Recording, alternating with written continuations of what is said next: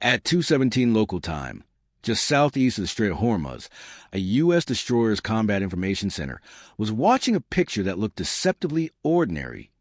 Tanker traffic holding to the 2-mile outbound lane, a second stream moving inbound, a 2-mile buffer between them, and then outside the traffic separation scheme, small fast contacts appearing and fading against the clutter of the coast. On a chart, the strait is around 30 miles wide at its narrowest point. In practice, the traffic is compressed into a corridor so tight that one mistake, one mine, one warning burst across a tanker's bow can move oil prices before sunrise. That night, the visible story was another U.S. show of presence. The real story was that Washington had begun changing the geometry of the entire battle space. Most people look at Hormuz and see a naval chokepoint, a narrow gate, tankers in single-file patterns, Iranian speedboats, American destroyers, maybe a carrier, maybe Marines, maybe another emergency escort. It feels straightforward, almost cinematic in a familiar way. One side threatens to close the passage. The other side sails in to keep it open. But that interpretation misses the deeper layer. In Hormuz, the most important move is rarely the most visible one. The ship on the horizon is often the distraction. The real pressure sits in the timing, the sensor coverage, the reserve forces kept just outside the trap, and the quiet decision about where the fight will actually happen. And that is what made this U.S. move so devastating. Because the American objective was not simply to put more gray holes inside a dangerous waterway. It was to break the logic of Iran's preferred fight. The public version was easy enough to understand. U.S. warships moved closer. Additional air power appeared in theater. Marines trained for shipboard security. Amphibious ships entered the Gulf. Patrols intensified around merchant traffic after repeated Iranian seizures and attempted seizures. On the surface, it looked like reinforcement, deterrence by presence, a familiar pattern in a region that has been cycling through maritime crises for decades. That was the visible layer. But the central question was sitting underneath it. Why would the United States reinforce a body of water that already favors Iran's doctrine? Because Iran's naval doctrine in and around Hormuz is not built around winning a classic fleet engagement. It is built around exhausting a superior navy inside a compressed battle space. The Islamic Revolutionary Guard Corps Navy has spent decades preparing for exactly that environment. Small craft, missile boats, coastal anti-ship batteries, naval mines, drones, helicopters, and midget submarines are all designed to work together in shallow, cluttered, short-range water. Surprise matters more than elegance. Saturation matters more than platform quality. Attribution delays matter more than raw firepower. The system is meant to create hesitation. The numbers explain the logic. Iran's Revolutionary Guard naval arm has been assessed with more than 1,000 small boats. Its missile-armed fast attack craft include Chinese-built Hodong-derived platforms and multiple PACAP variants. It has coastal anti-ship cruise missiles with approximate range bands around 120 kilometers for Nor, roughly 200 kilometers for Gator, and as much as 300 kilometers for Ghadir. The regular Iranian Navy adds another layer with 3 Kilo-class boats based around Bandar Abbas, and a larger group of Ghadir mini-subs built specifically for shallow coastal waters, each suitable for torpedoes, mines, and short-range ambush missions. In deep ocean terms, this is not a blue water fleet. In Hormuz terms, it is an ecosystem. And ecosystems are hard to kill with one dramatic gesture. A U.S. Arleigh Burke-class destroyer brings formidable capability into that environment. 96 vertical launch cells, Aegis radar, standard missiles for air defense, Tomahawks for land attack, sonar, electronic warfare, a 5-inch gun, helicopters on flight IA ships, 30-knot speed, a crew of roughly 300, in open water. That is a multi-mission combatant built to fight through complexity. But Hormuz is not open water. It is a constrained, surveillance-saturated, politically compressed arena where the destroyer's strengths remain real and its vulnerabilities become more expensive by the hour. Because every defensive system has a magazine. That is the structural problem beneath the headlines. Iran does not need to sink a destroyer to create strategic effect. It only needs to make every transit costly, every response politically loaded, and every escort operation too resource-intensive to sustain indefinitely. A fast boat costs a fraction of a standard missile. A mine can stall global shipping without ever being seen in a dramatic sense. A commercial tanker does not need to be destroyed to trigger market panic. It only needs to be boarded, diverted, fired upon, or made uninsurable. And an American warship does not need to lose a fight to become constrained. It only needs to spend day after day burning flight hours, cycling crews, managing ambiguous contacts, and holding expensive interceptors against cheap provocations. This is where the architecture starts to strain. Hormuz is not just narrow, it is layered. Commercial lanes run through a legal and geographic patchwork that brushes Iranian waters and Omani waters while forcing ships into predictable patterns. Fast craft can emerge from island cover, coastal inlets, and dispersed staging points. Mobile missile launchers do not need to sit in the open. Mines can be laid by small craft, disguised traffic, or submarines. Kilo-class boats are less comfortable in the shallow Persian Gulf than in deeper approaches, but that only pushes the undersea threat eastward, toward the Gulf of Oman and the outer mouth of the strait, where depth improves and maneuver widens. Meanwhile, Iranian mini-subs remain dangerous precisely because they are optimized for cramped, shallow, dirty water. So if the United States simply surged more ships into the Gulf and waited, it would be accepting Iran's operational design. Vice Admiral Brad Cooper understood that problem better than most. Under his command, U.S. Fifth Fleet pushed beyond the old model of presence patrols and began integrating manned and unmanned systems at a much larger scale.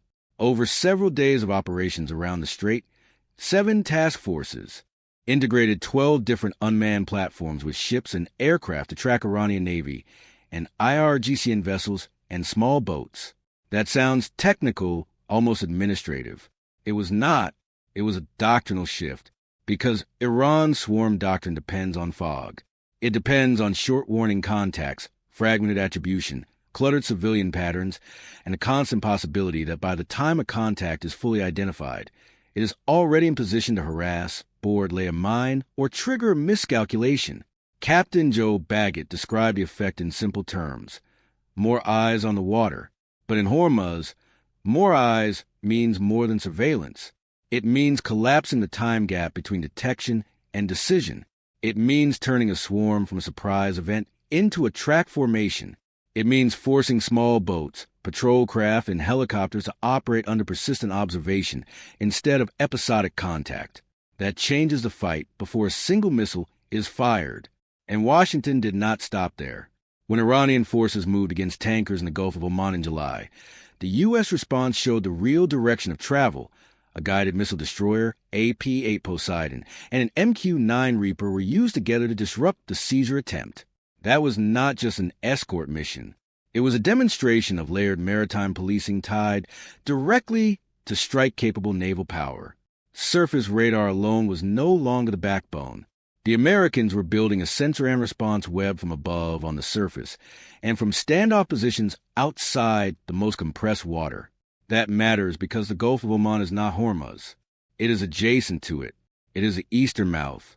It is where the shallow inner trap starts to open into deeper and wider space. For Iran, that is a less comfortable fight. The further east the decisive layer shifts, the weaker the logic of the classic swarm becomes. Small boats lose some of their concealment advantage. Coastal missile batteries still matter, but the geometry becomes less forgiving. Mini-subs face broader search areas.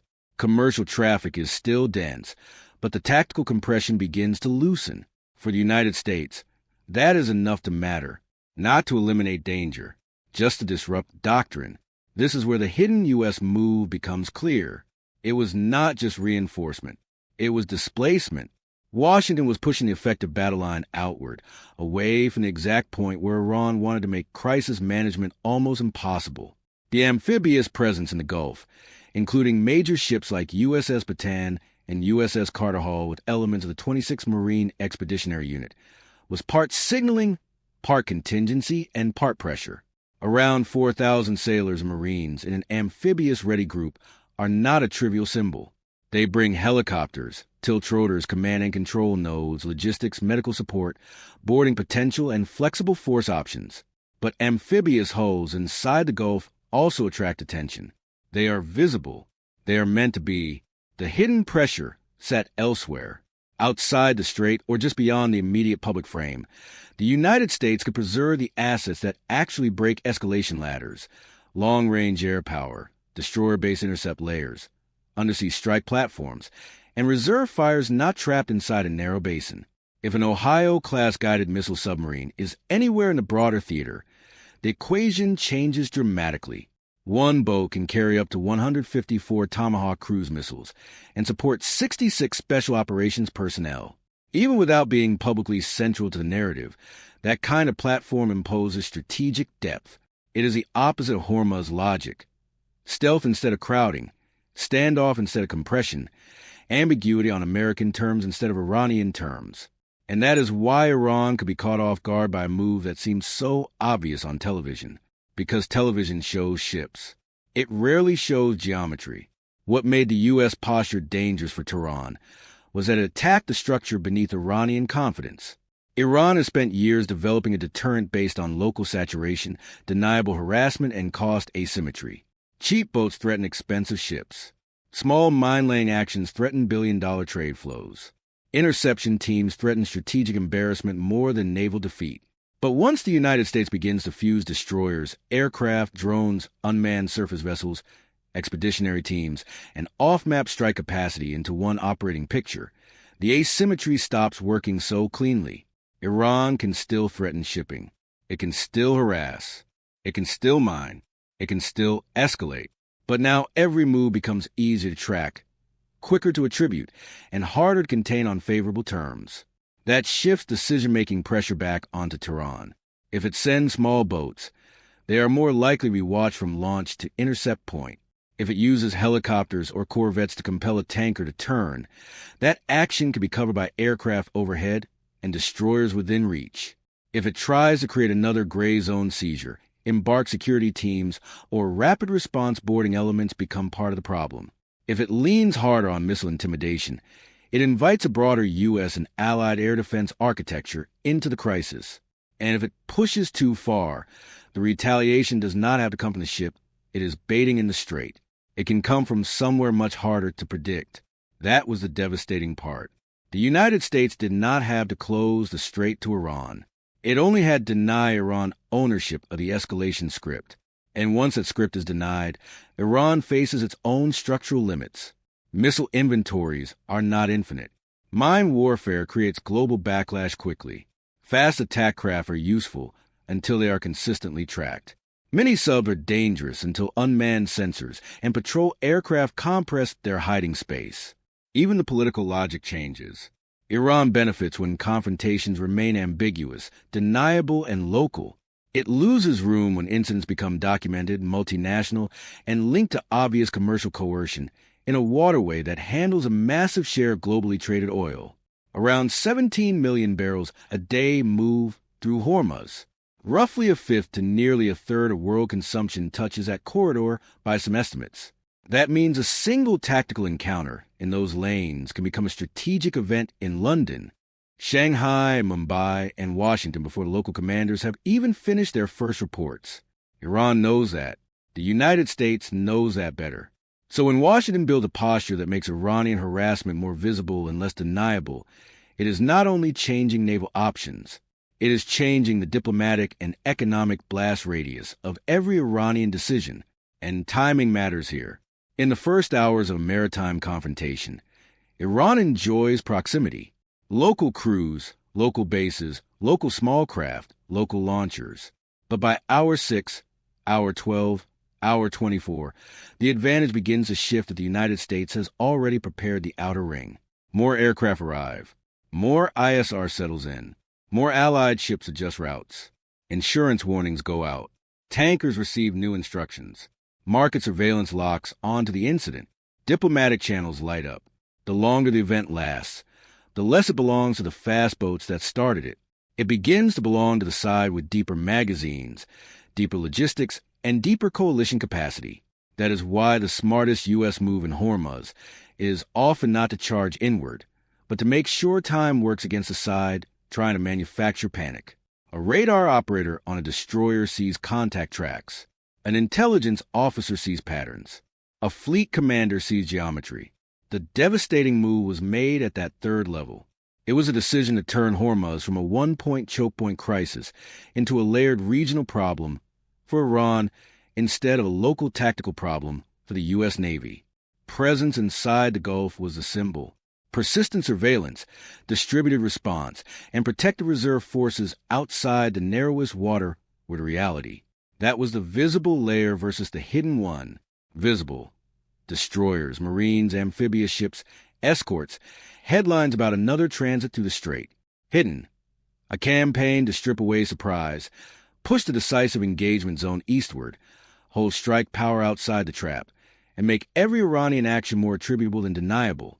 Iran was not caught off guard because it failed to notice American ships. It was caught off guard because the Americans were not really fighting for the patch of water everyone was staring at.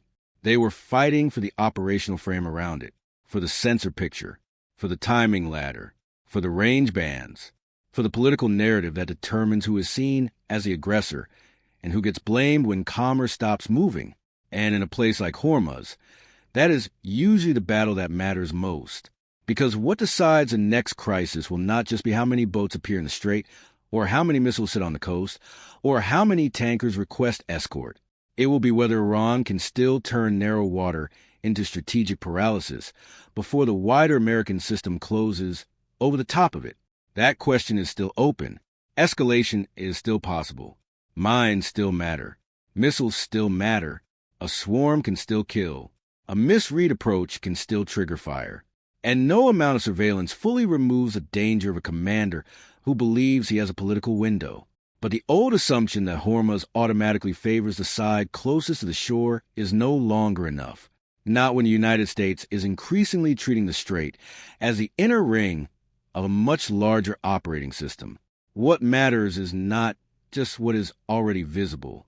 It is what arrives next, what stays hidden, and who controls the timing when the first move turns into the second.